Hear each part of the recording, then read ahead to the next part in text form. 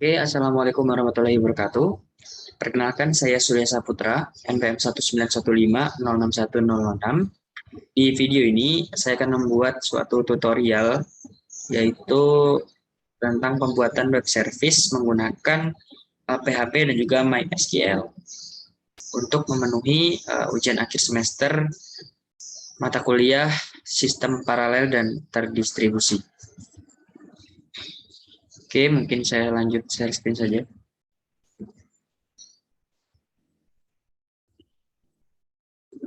Oke, langkah pertama yang harus dimiliki yaitu adalah aplikasi exam. Jadi untuk mengaktifkan modul Apache dan juga MySQL yang nantinya supaya kita bisa menambahkan atau membuat suatu database. Jadi jika sudah memiliki aplikasi exam, selanjutnya adalah melakukan atau melakukan start ya, di Apache dan juga MySQL-nya. Jadi misalnya ini, jadi lakukan saja start untuk kedua modul ini, lalu minimize. Oke, kemudian setelah aplikasi exam ini sudah kita jalankan, lalu selanjutnya kita akan membuat suatu database. Jadi untuk caranya yaitu buka seperti ini, localhost php myadmin kemudian index.php. Nah, di sini adalah database-database yang ada dalam desktop kalian atau PC kalian. Jadi di sini untuk database saya ada MySQL, OnClass, perpustakaan dan yang lainnya. Dan kemudian untuk tadi sudah saya buat database di database test ini. Nah, di sini ketika kalian sudah membuat suatu database, misalnya saya sudah buat nih database test namanya. Kemudian masukkan satu tabel. Di sini ada satu tabel namanya tabel mahasiswa. Kemudian isikan data nantinya di dalamnya. Jadi untuk caranya, jadi misalnya belum pernah membuat database, caranya klik baru. Dan kemudian di sini nama basis data, kemudian klik buat. Jadi seperti ini yang sudah saya buat yaitu tes. Kemudian setelah terbentuk suatu database tes, maka selanjutnya adalah membuat tabel.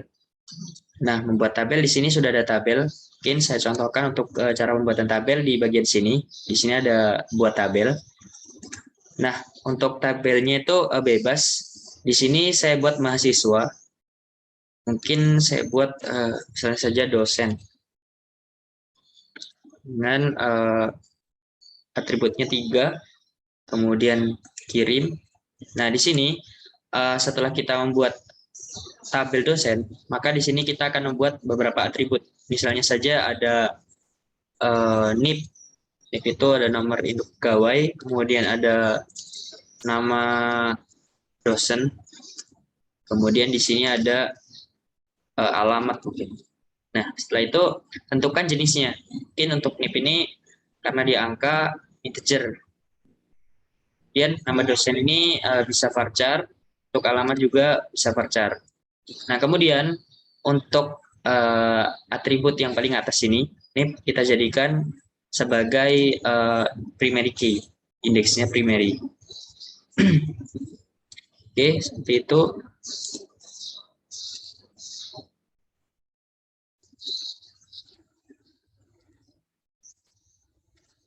Oke, di sini untuk tabel yang sudah saya buat, yaitu ada mahasiswa. Mungkin saya klik. Nah, di sini di tabel mahasiswa yang saya buat itu ada beberapa atribut, yang mana atributnya itu berisi NPM, kemudian nama mahasiswa dan juga prodi mahasiswa. Di sini NPM-nya NPM saya sendiri, kemudian nama saya sendiri dan juga prodinya itu Teknik Informatika. Itu. Oke, kemudian setelah tabel dan juga atributnya sudah dimasukkan, maka langkah selanjutnya yaitu membuat file berekstensi PHP. Misalnya saja saya buat di Visual Studio Code. Nah, di sini untuk file koneksi, yaitu berisi ada beberapa variabel. Untuk variabel host itu isinya localhost, kemudian variabel user ada root, kemudian untuk variabel pasnya ini password ini kosongkan, kemudian ada variabel db name itu sesuai dengan database-nya. Jadi untuk tabel yang saya buat tadi yaitu tabel mahasiswa itu berada di database test. Oleh karenanya saya masukkan db name ini test. Kemudian di sini ada variabel connect untuk menghubungkan database-nya. Kemudian dengan query-nya mysqli_connect, kemudian dengan variabel host, user, pass, dan juga db name. Kemudian di sini ada kondisi di mana jika connect, dia akan menampilkan database terhubung. Kemudian jika dia tidak connect, maka akan menampilkan database tidak terhubung.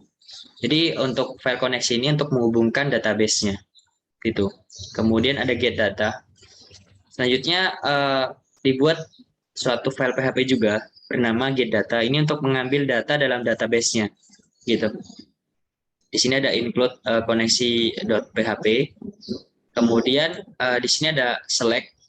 Jadi untuk mengambil data dari tabel yang dibuat tadi. Untuk tabel yang dibuat tadi yaitu mahasiswa. Jadi select from mahasiswa. Tuh.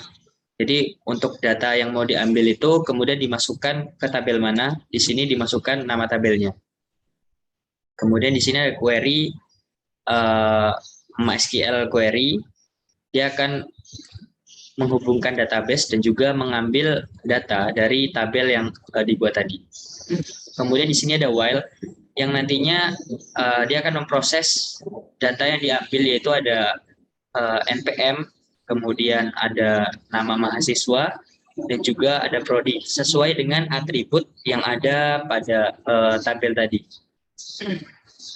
Kemudian di sini ada variabel respon. Dia akan menampilkan nantinya ada hasil, kemudian ada item. Lalu di sini ada echo JSON encode. Nantinya dia akan mengubah variabel PHP yang array menjadi JSON. Oke, jadi dua file ini kita masukkan ke dalam satu folder. Jadi membuatnya di local disk C, kemudian di exam, lalu masukkan di htdoc. Nah, di htdoc ini kita buat satu folder dengan nama yang sesuai dengan tabel. Nah, karena tabel saya tadi namanya mahasiswa, jadi saya buat foldernya itu mahasiswa.